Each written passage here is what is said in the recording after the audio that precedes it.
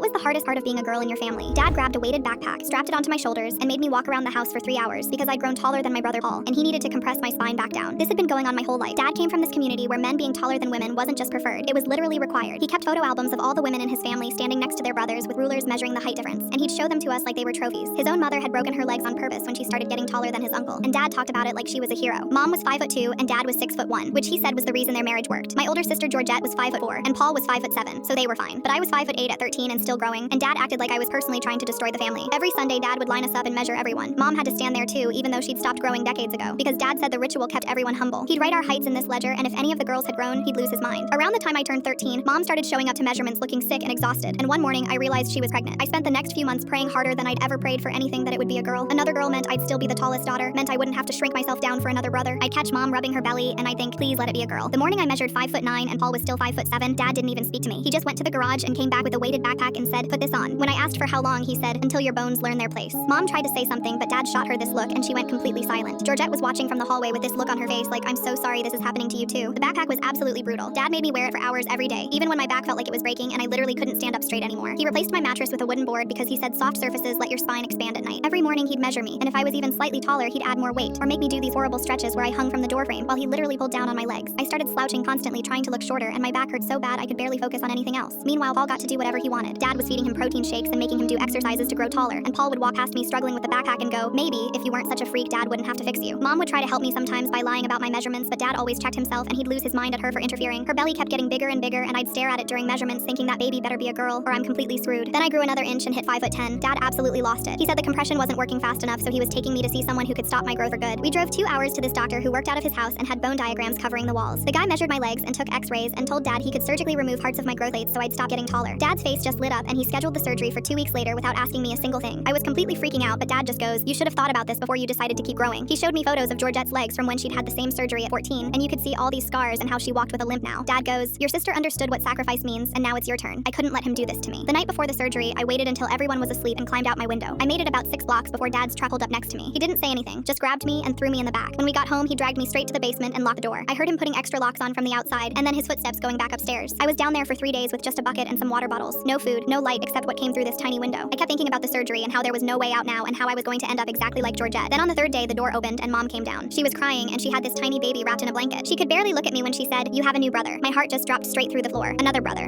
Another boy I'd have to stay shorter than for the rest of my life. I started crying because I knew Dad was going to make the surgery even worse now. Make sure I stayed small enough for 2 brothers instead of 1. But then I heard Dad's footsteps coming down the stairs, and he was smiling in this way that made my blood turn to ice. He looked at me and then at the baby and said, his name is Charlie and the doctors say he has dwarfism. He'll never grow past 4 feet tall. Full story on the channel below.